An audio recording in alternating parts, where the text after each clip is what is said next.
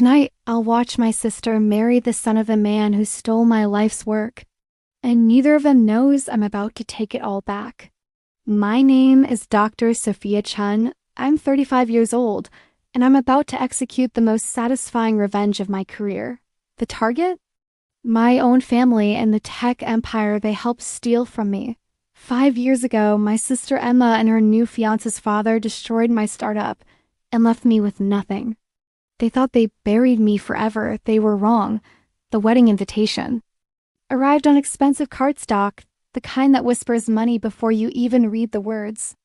Emma Chen and Michael Hartwell request your presence. Double quotes Michael Hartwell, son of Richard Hartwell, the venture capitalist who'd systematically destroyed my company, stolen my patents, and left me bankrupt while my own sister watched it happen.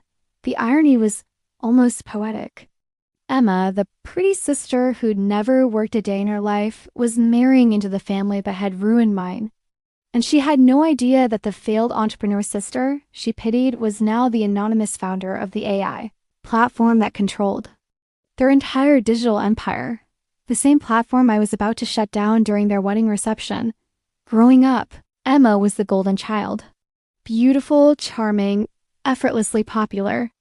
I was the smart one. A consolation prize that meant I was useful for homework help but invisible at family gatherings. While Emma dated and partied through college, I earned dual PhDs in computer science and artificial intelligence. While she worked as a social media consultant, whatever that meant, I was building revolutionary AI systems that could predict market trends with 97% accuracy. But none of that mattered to our parents. Emma's engagement photos got framed and displayed. My patent applications got filed away in a drawer. "Why can't you be more like your sister?" Mom would say. "Emma knows how to be happy. You're always so serious, so intense." What they didn't understand was that I wasn't intense. I was focused. I was building something that would change the world. Something that would finally make them proud. I was so naive. 5 years ago, I was running Chen Analytics, the most promising AI startup in Silicon Valley. We developed Aria, an artificial intelligence system that could analyze massive datasets and predict market movements with unprecedented accuracy. Every major tech company wanted to buy us, but I wasn't selling. Aria was my life's work, my chance to prove that the weird sister could build something extraordinary. That's when Richard Hartwell entered the picture. He approached me at a tech conference, all smiles and expensive suits. "Dr. Chen, I've been following your work. Brilliant stuff.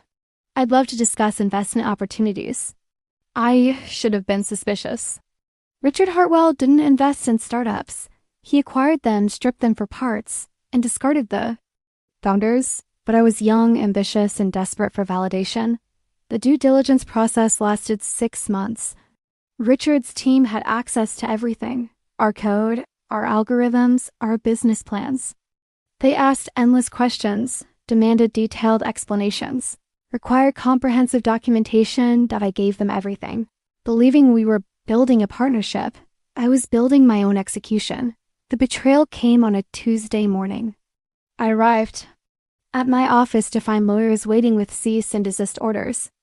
Richard Hartwell was suing Chen Analytics for patent infringement, claiming that Aria was based on algorithms his company had developed years earlier. It was impossible. I built Aria from scratch, written every line of code myself. But Richard had something I didn't: an army of lawyers, unlimited resources, and a legal system that favored established players over innovative startups. The lawsuit dragged on for 18 months. My savings evaporated. My investors fled. My employees quit to avoid the uncertainty. I watched 5 years of work crumble while Richard Hartwell's company quietly launched their own AI platform, one that looked suspiciously similar to Aria. The worst part? My own family believed I was in the wrong. "Maybe you should just settle," Emma said during one of our increasingly rare phone calls. "Richard seems like a reasonable man. I'm sure you can work something out." Reasonable? I laughed bitterly. "Emma, he stole my life's work." "That's not what Mom and Dad think. They said you probably made some mistakes, got in over your head, maybe this is a sign you should try something more stable. That's when I realized the truth. My family didn't believe in me. They never had. To them, I was the sister who was too smart for her own good. The one who needed to be brought down to earth. Richard Hartwell hadn't just stolen my company. He'd stolen my family's respect, their faith, their love. And they'd helped him do it. The final blow came when I lost the lawsuit. The judge ruled that I couldn't prove independent development of the algorithms. Richard's company was awarded full ownership of Aria's core technology. I was left with nothing. No company, no money, no patents. Just a mountain of legal debt and a family that thought I'd gotten what I deserved for being too ambitious. That night, I sat in my empty apartment. I'd had to sell everything to pay legal fees and made a decision. I wouldn't just rebuild. I would become invisible, untouchable, and when the time was right, I would take back everything that was stolen. From me, plus interest, it took me 3 years to disappear completely. I moved to a small town in Oregon, changed my appearance, started working under a pseudonym. Officially, Dr. Sophia Chen had given up on tech and was working as a freelance consultant. Unofficially, I was building something much more powerful. Then Aria. Working 18-hour days in a converted garage, I developed Nexus, an AI system so advanced it made Aria look like a pocket calculator. But this time, I was smarter. I built it through a network of shell companies, anonymous partnerships, and offshore entities. No one could trace it back to me. Nexus wasn't just an analytics platform. It was a digital ecosystem that could integrate with any existing system, learn its patterns, and gradually take control. Companies thought they were licensing helpful AI tools. In reality, they were giving me access to their entire digital infrastructure. Within 2 years, Nexus was running the backend systems for half the Fortune 500, including Hartwell Industries. Richard Hartwell was so proud of his cutting-edge AI integration that he featured it in magazine interviews. He had no idea he'd handed control of his entire empire to the woman he destroyed, the woman he was about to underestimate one final time. The wedding was held at the Hartwell family estate, a sprawling mansion built with money stolen from entrepreneurs. Like me. I arrived alone, dressed simply, playing the role of the disappointing sister. One last time, Emma looked radiant in her designer gown, surrounded by the Hartwell family's wealth and influence. She barely acknowledged me when I arrived, too busy posing for photographers and accepting congratulations. Sophia. Mom rushed over, her smile strained. You came. I wasn't sure. After everything. Double quotes. After everything what, Mom? Well, you... No, the business troubles. We thought you might be... embarrassed. I smiled. Not embarrassed, just learning.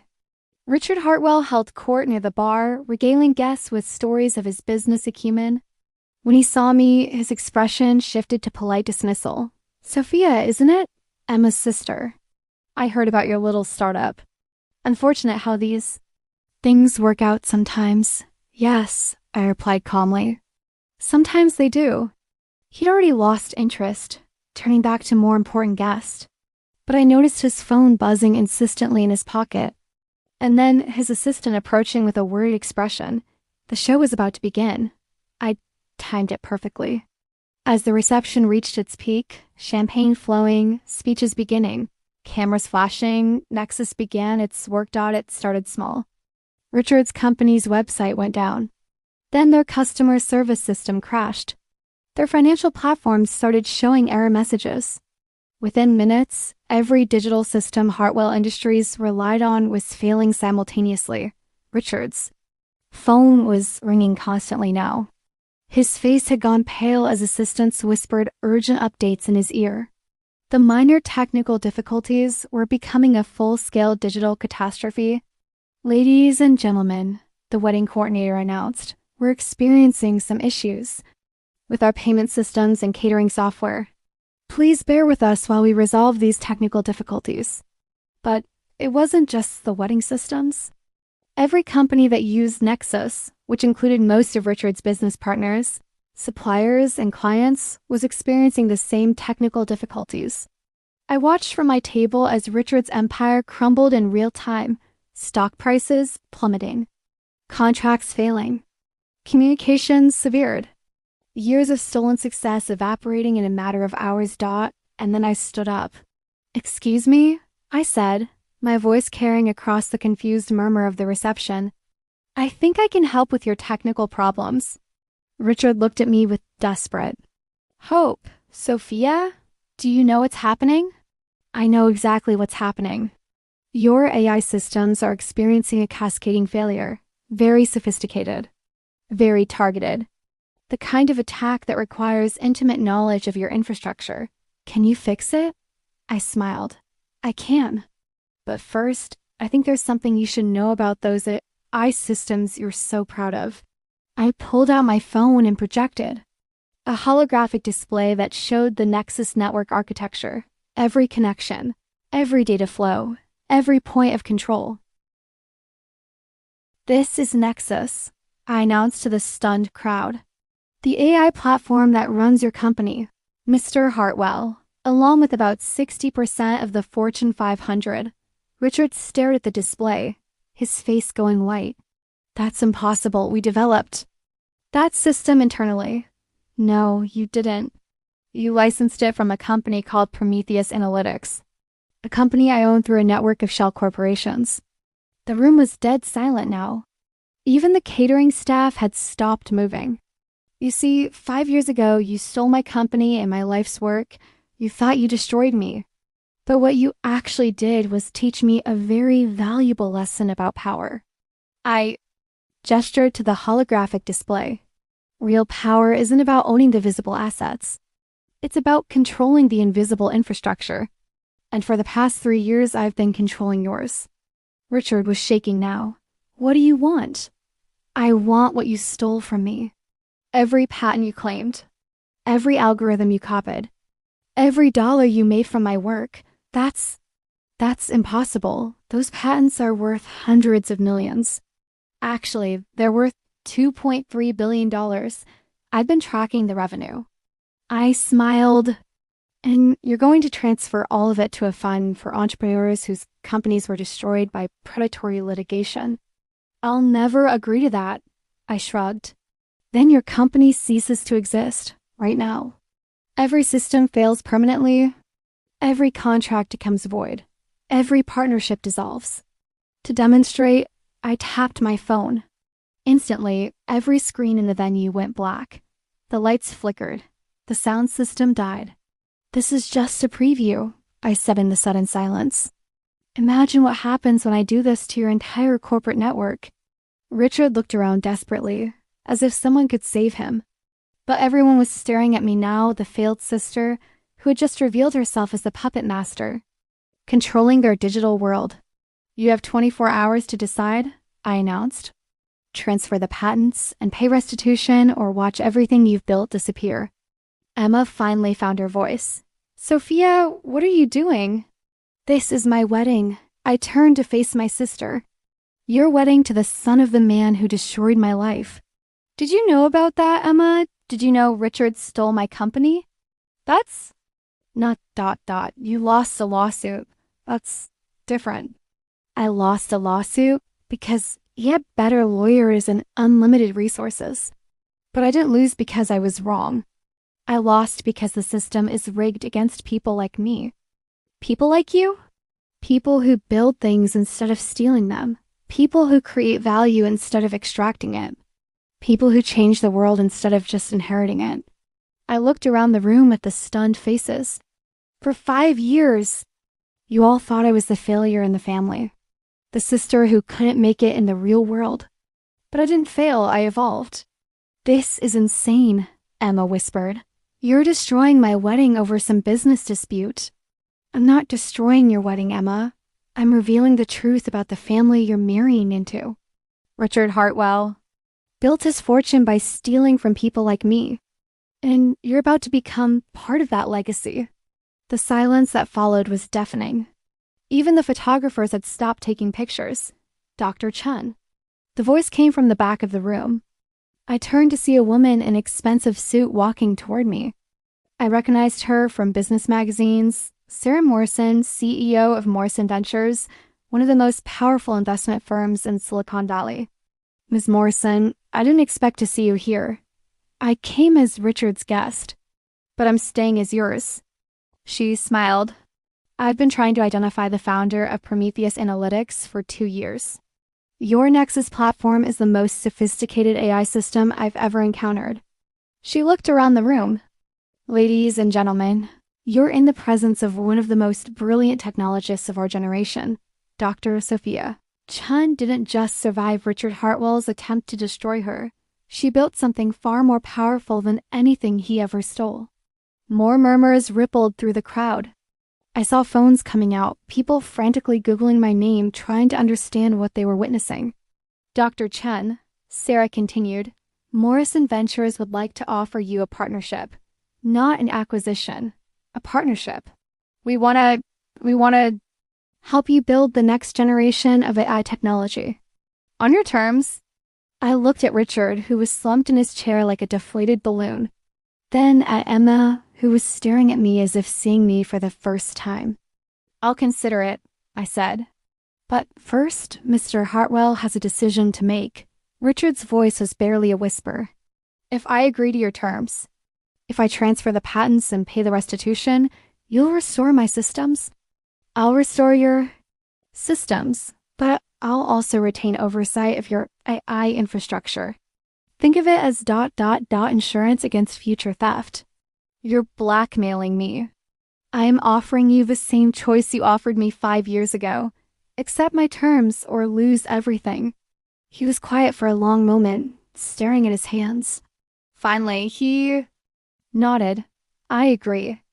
I tapped my phone. Instantly, the lights came back on. The screens flickered to life. The sound system resumed playing soft jazz. Congratulations, I said to the room. You've just witnessed the largest transfer of stolen intellectual property in corporate history. The rest of the reception passed in a blur. Guests approached me with a mixture of awe and fear, suddenly realizing they'd been dismissing one of the most powerful people in the room. Business cards appeared from nowhere. Investment offers were whispered in my ear. But the most satisfying moment came when my parents approached me near the end of the evening. Sophia, Dad said hesitantly, we had no idea. About your company. About what you've built. We're proud of you. I looked at them, really looked at them for the first time in years. Are you proud of me, Dad? Or are you proud of what other people think of me? He didn't answer. He couldn't. For 35 years, you've measured my worth by Emma's standards. Pretty, popular, conventional. But I was never meant to be Emma. I was meant to be me. We just wanted you to be happy, Mom said softly. I am happy. I'm building the future while you're still worried about fitting in at dinner parties.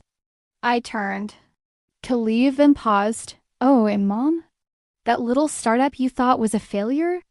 It's now worth more than Richard Hartwell's entire company. Just thought you should know. Emma caught up with me in the parking lot as I was getting into my car, a modest sedan that hid the fact I could afford to buy the entire venue. Sophia? Wait, I turned. She looked smaller somehow, less golden in the harsh parking lot lights. I didn't know, she said. About Richard, about what he did to you. If I had known ... You would have what? Chosen differently? Or just felt bad about it? While still going through with the wedding? She didn't answer. Emma, you've spent your entire life being handed things. Attention, admiration, opportunities. You've never had to fight for anything. So you don't understand what it means when someone tries to take everything away. That's not fair. Fair? I laughed. You're marrying the son of a man who destroyed my life, and you're talking to me about fair? I love him, Sophia. Michael isn't his father. Maybe not. But he's benefited from his father's theft, just like you've benefited from being the favorite daughter. I got into my car and rolled down the window. Emma, I hope you're happy. I really do. But I'm done pretending that your happiness is more important than my dignity. 6 months later, I was featured on the cover of Forbes as the invisible architect, how Dr. Sophia Chen built a secret eye empire. The article detailed my journey from bankruptcy to becoming one of the most powerful people in tech. Richard Hartwell's company survived barely. The patent transfers and restitution payments had cost him nearly everything, but he kept his word. He was now essentially a middle manager in his own company, while I controlled the technology that kept it running. Emma and Michael's marriage lasted 8 months. Apparently, the stress of his family's financial collapse put too much strain on their relationship. Or maybe Emma realized that marrying into a diminished fortune wasn't as appealing as she thought. My parents reached out occasionally. Awkward. Attempts to rebuild a relationship they'd never really invested in. I was polite but distant. Some bridges, once burned, can't be rebuilt. They can only be replaced with something entirely new. Today, I run Prometheus Analytics from a state-of-the-art facility in Seattle. We're developing AI systems that will revolutionize everything from healthcare to climate science. I have a team of brilliant engineers who respect my vision and share my passion for innovation. More importantly, I have something I never had growing up. People who see me for who I really am. Sarah Morrison became both a business partner and a close friend. She introduced me to a community of entrepreneurs and innovators who measure success by impact, not by conformity. I still attend family gatherings occasionally, but now I arrive as myself, not as the sitter who needs to be fixed or managed or pitied. When relatives ask what I do for work, I tell them I'm changing the world. And for the first time in my life, they believe me. Sometimes people ask me if I regret what I did at Emma's wedding. If I wish I'd handled things differently, more quietly, with less drama. The answer is simple. I regret nothing. For 35 years, I lived in the shadows of other people's expectations. I made myself smaller so others could feel bigger. I apologized for my ambition, my intelligence, my refusal to fit into the neat little box they built for me. But that night, I stepped into the light. I claimed my power, my worth, my right to be seen and respected for who I really am. The world tried to make me invisible. Instead, I became inevitable. This is my story. This is my victory. This is my revolution. And if you're listening to this as someone who's been underestimated, dismissed, or told you're too much, remember this. The people who can't see your worth don't deserve your light. Build your empire in the shadows if you must. But when the time comes to reveal yourself, do it on your terms. Do it completely. Do it without apology. Because the most powerful moment isn't when they finally see you. It's when you realize you never needed them to see you at all.